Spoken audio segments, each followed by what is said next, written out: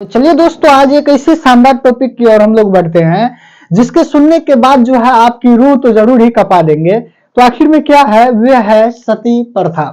दोस्त, शुरुआत से ही महिला पे अत्याचार हो रही है। आखिर में उस अत्याचार के विषय में हम क्या बोलना चाहेंगे? ज्यादा तो कुछ नहीं बोल सकते हैं, लेकिन तो पर भी बता दें कि आज जो ये नीले ड्रम की प्रथा है और महिला यानी पुरुषों सबको जो महिला कैद कर रही है, तो हम शायद बोलेंगे जो ये ठीक ही कर रहा है।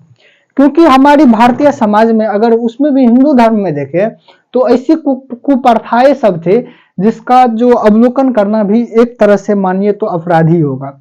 दोस्त, जैसे कि एक प्रथा हो गया सती प्रथा, उसके बाद दूसरा हो गया था यानी विधवा प्रथा। आखिर में ऐसी ऐसी प्रथा महिला पे लाई जाते थे जिस कारण से जो है यहाँ पर खुल के जीना तो छोड़ दीजिए, यानी महिलाओं को ऐसे ऐसे प्रथाओं में बांध के रखा था जो कि उनसे आजाद होते होते आज ये 2025 आ चुका है, तो पर भी पूर्ण रूपेण आजाद नहीं हो पाया है।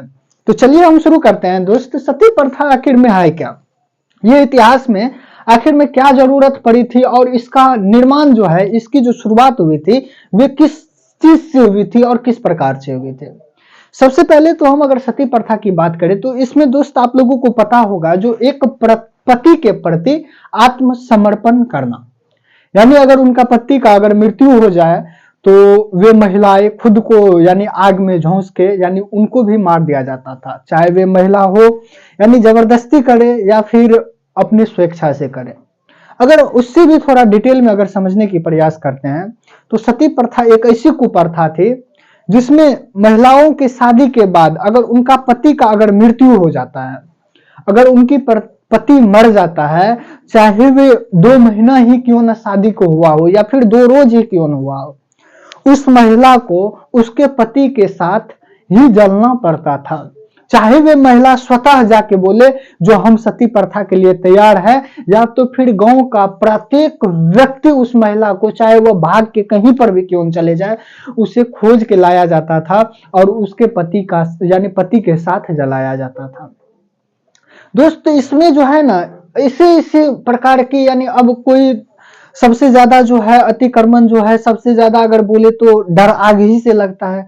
और आग में झुलस के मरना जो है ना, एक प्रकार से अगर बोले ना तो ऐसा फील होता है। अब आप ही बताइए ना, जो थोड़ा सा अगर आपके हाथ अगर कटता है या हाथ जलता है तो आखिर में आपको कितना दर्द होता है। अगर उसी टाइम पे अगर हम लोग उस महिला को अगर याद करें, अगर उसकी मनोभावना के अगर कल्पनाओं को, उसकी दर्द को देखें, तो आप सोचिए जो किसी को जिंदा लेटा दिए हैं और उसके नीचे आग जला दिए हैं। आखिर में ये कौन सी प्रथा है और ये क्या चीज है जो हमारी भारतीय समाज में इस किस प्रकार की यानी यानी सोच थी आदमी के, और ये कौन सा धार्मिक दृष्टिकोण से क्या हो गया था जो कि इस प्रथा की ऐसी ऐसी प्रथा निकली थी जिसकी कोई हद नहीं था। लेकिन इसमें कोई ज्यादा अथी नहीं था, मध्यकालीन भारत से शुरू हुआ था ये प्रथा। और उसमें भी दोस्त एक सबसे बड़ी खराबी क्या थी जानते हैं? जब कोई महिला अगर स्वतः अगर आत्मदाह करने के लिए तैयार नहीं होता था, तो सबसे पहले तो जबरन उसके गांव का जो भी व्यक्ति था उसे ढूंढ के लाता था और पकड़ के जबरदस्ती उस पे यानी बांध के हो या फिर किसी न किसी प्रकार से हो, उसे उनके पति के ऊपर देके यानी आत्मसमर्पण यानी बोले तो जला दिया जाता था। अगर कोई अगर बच के अगर भागने की कोशिश करे तो उसके हाथ में जो है पूरी तरह से ग्रामीणों के हाथ में बोलम यानी बलम जिसको भल्ला कहते हैं, उससे भोंक भोंक के मार दिया जाता था और तब जाके जलाता था। आखिर में ये कैसी कुप्रथा है? दोस्त, इसकी शुरुआत जो हुई थी ना, वे कश्मीर के ब्राह्मणों ने फैलाया था। अब आखिर में क्यों ब्राह्मणों ने फैलाया था? तो दोस्त आज से कई वर्षों पहले जो है ना, वे महिलाओं की सम्मान, इज्जत और सब चीज जो है ना बहुत ही सोच समझ के होता था, ताकि अब मान के चलते हैं जो कोई भी क्यों ना हो, अब मान कोई आक्रमणकारी आया, कोई विदेशी आक्रमणकारी आया और आक्रमण करके किसी राजा को हरा देता था, और जब राजा हार जाते थे तो उसके पत्नी के साथ, उसके बेटी के साथ या फिर उनके जो भी प्रजा थी उनके साथ शारीरिक शोषण किया करता था, बोले तो रेप किया करता था। जिस कारण से जो है ये प्रथा लगाई गई, जो आखिर में जो भी राजपूत महिला होगी या जो भी ब्राह्मण समाज का होगा जिसका अभी सत्ता चल रहा है और जो शासन कर रहा है, उनकी जो महिलाएं होगी उनके लिए आन बान शान है और मान मर्यादा सब चीज है। तो उसके लिए जो किया क्या जाए, अगर पता चल जाए, जो राजा युद्ध में शहीद हो चुकी है, तो वे जोहर कर लेती थी, यानी अपने आप को आग में समर्पित कर देता था। वही जोहर का जो कुप्रथा है धीरे धीरे चल के सती प्रथा का रूप ले लिया। और वे जो है जोहर आखिर में क्या है, तो जोहर में जैसे आग जला देता था, आग की एक अग्नि कुंड बनी हुई थी, आग को जला देता था और जाके उसमें जिंदा दफन हो जाता था, यानी आग में कूद के अपनी जान दे देती थी, जिस कारण से उन शत्रु को इसका बॉडी तक नहीं प्राप्त होता था जो आखिर में उसके साथ दुष्कर्म कर सके। अब यही जो है, अब हम बात करते हैं शुरुआत, तो ये कश्मीर के ब्राह्मण में, यानी ब्राह्मणों ने ये प्रथा को फैलाई थी।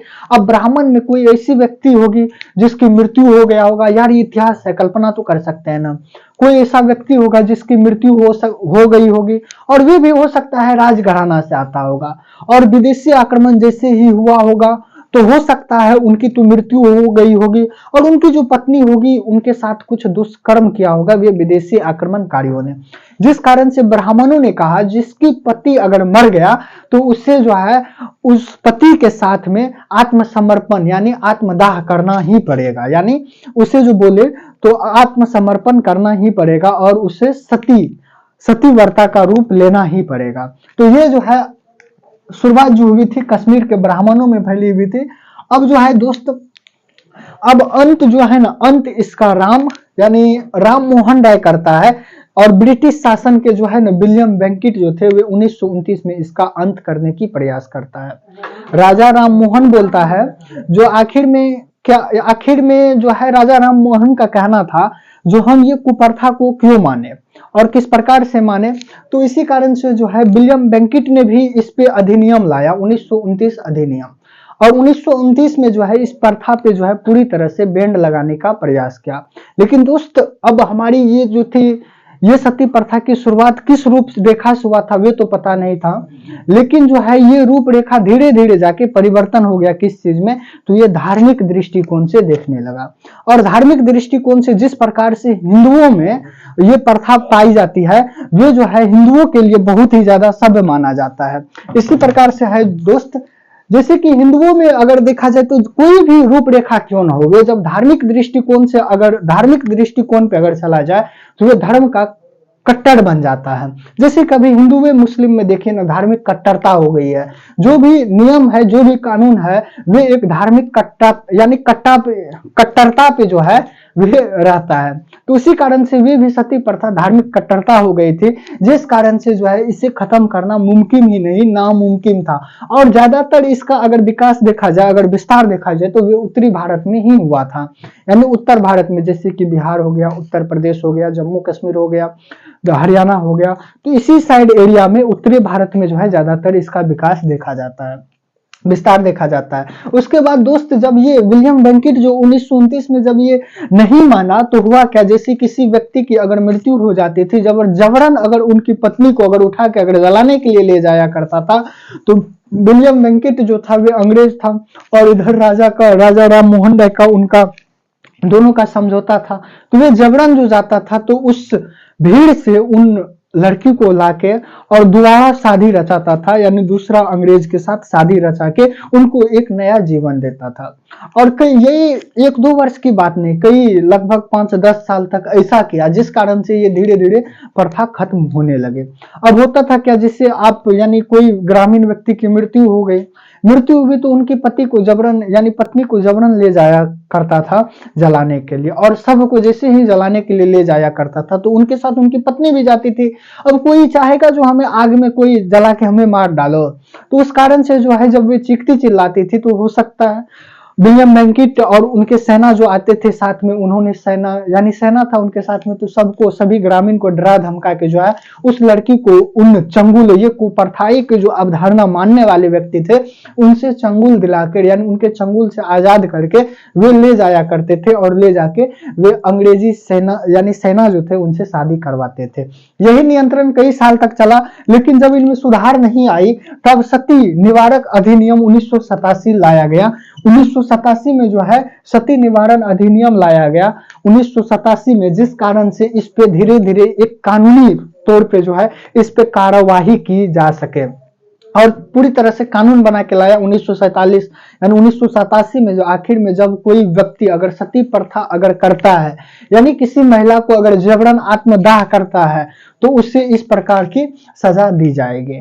तो वही जो है यानी सती निवारक अधिनियम 1987 लाया, और पूर्ण रूप से जो अंत है 1990 में दोस्त हो गया था। सती प्रथा का पूर्ण रूप से अंत 1990 में हो गया था। 1990 के बाद जो है इस प्रथा का, यानी कि कोई भी व्यक्ति मरता था तो उनमें जो है उनकी पत्नी को आत्मदाह नहीं करना होता था। ये जो है धीरे धीरे खबर 1990 ईस्वी में पूरी तरह से खत्म हो चुकी थी। अर्थ जो था ना, आखिर में अर्थ क्या था सती प्रथा का, तो सती प्रथा में माना जाता था जो कोई पतिव्रता यानी स्त्री हो, पति के यानी पति का ही मान सम्मान इज्जत प्रतिष्ठा सब चीज पति के लिए न्यौछावर करता हो, वही पतिव्रता नारी था। जिस कारण से जो है पतिव्रता धर्म रखने के लिए ये सती प्रथा की जाती थी। और अगर बोल दे तो दोस्त ये एक ऐसी कुप्रथा थी ना, जिस कारण से जो है आज भी इसका परछन टरे है।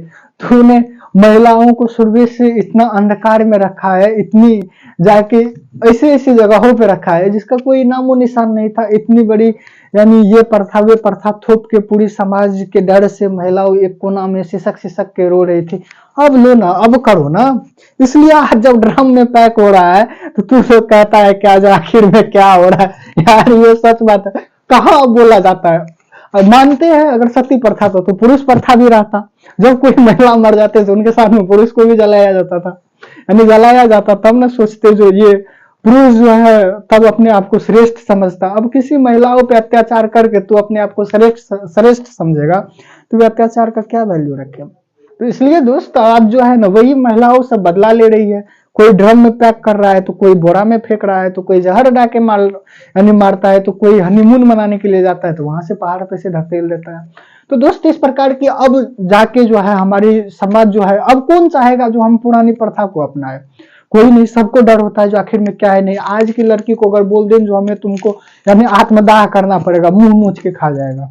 पति मरे भाड़ में, बाद में देखा जाएगा, अगर पहले तो मुंह नोच के खा लेगा। तो आखिर में हम मरे यार, दूसरा करेंगे ना। इसलिए दोस्तों कई सारे जो अंग्रेज भी थे ना, तो कुछ अंग्रेज बहुत हद तक जो है भारत को बर्बाद किया, लेकिन कुछ ऐसी प्रथाएं थी जिस कारण से जो है अंग्रेज आज भी गाली सुनते हैं।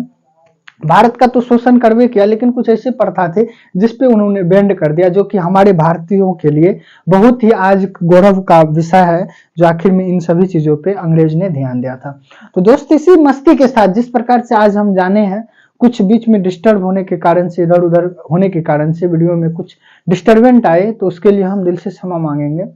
लेकिन इसी मस्ती और इसी धमाल के साथ हम जब पूरी इतिहास पढ़ेंगे, प्राचीन भारत से लेके और पूरे आधुनिक भारत तक, तब जाके पता चलेगा जो आखिर में इतिहास का असली मजा क्या है। अभी तो बस एक झलक थोड़ा सा दिखाए जो हमारी समझाने और बोलने और समझाने का क्या शैली रहेगा और किस प्रकार से आप समझ पाए। अगर दोस्त इसमें कुछ कमियां दिख रही है तो आप हमें कमेंट के जरिए बता सकते हैं जो आखिर में क्या हो रहा है क्या नहीं हो रहा है।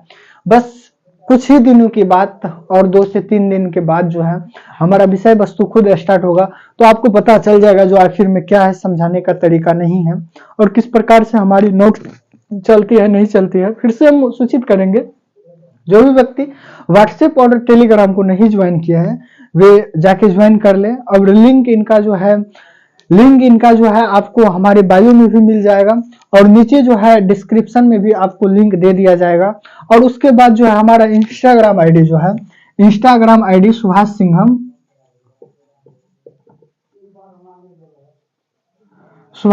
21 नाम से इंस्टाग्राम आईडी चलता है। तो वहां पर आप मैसेज भी कीजिएगा तो आपके नंबर जो है व्हाट्सएप में यानी ऐड कर दिया जाएगा और टेलीग्राम में भी ऐड कर दिया जाएगा। लेकिन अगर स्वतः जुड़ना चाहते हैं तो आपको इसी वीडियो में नीचे डिस्क्रिप्शन में जो है लिंक मिल जाएगी, तो उस लिंक पे जाके आप ज्वाइन कर सकते हैं। जय हिंद दोस्तों, मिलते हैं नेक्स्ट वीडियो में। अगले वीडियो का आप लोगों का इंतजार होगा, हम यही आशा करते हैं। ठीक है दोस्त।